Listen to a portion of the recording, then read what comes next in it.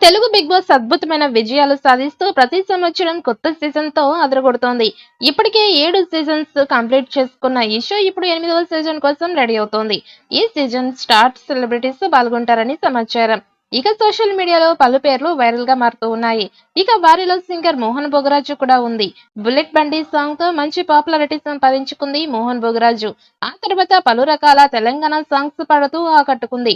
ఇక big boss లో ప్రతి సీజన్ లో సింగర్ విభాగంలో ఒకరు వస్తూ ఉంటారు. ఇక దాంట్లో ఈసారి సింగర్ మోహన్ బొగరాజుని బిగ్ బాస్ హౌస్ లోకి తీసుకువచ్చే ప్రయత్నాలు చేస్తున్నారట. ఇప్పటికే ఆమెతో సంప్రదింపులు జరిపారట. ఇక అందుకు మంచి పారితోషికంతో పాటు హౌస్ నుంచి బయటికి వచ్చాక స్టార్ మాలో వచ్చే సింగర్స్ ప్రోగ్రామ్ లో జడ్జిగా కూడా అవకాశం ఇచ్చేలా ఆఫర్ ఇచ్చారట. ఈ ఆఫర్ నచ్చడంతో సింగర్ మోహన్ బొగరాజు కూడా బిగ్ బాస్ సీజన్ 8 లో పాల్గొనే అవకాశాలు కనిపిస్తున్నాయి. ఇక గత సీజన్ లోనే ఆమె బిగ్ బాస్ లో వస్తుందని ప్రచారం కూడా జరిగింది. కానీ చివరి నిమిషంలో ఆమె రాలేదు. కానీ ఈసారి సీజన్ 8 లో మోహన్ బొగరాజు ఉండేలా బిగ్ బాస్ టీం ప్లాన్ చేస్తోంది. ఆమెతో పాటు ఈసారి దాదాపు 20 మందికి పైగా సెలబ్రిటీస్ ని తీసుకురాబోతున్నట్టుగా సమాచారం. ఇక సీజన్ 8 జూన్ లేదా జూలై నెలలో స్టార్ట్ అయ్యే అవకాశాలు కనిపిస్తున్నాయి. ఇక హోస్ట్ విషయంలో ఫిలిం నగర్ లో ఒక కొత్త వార్త చక్కర్లు కొడుతోంది.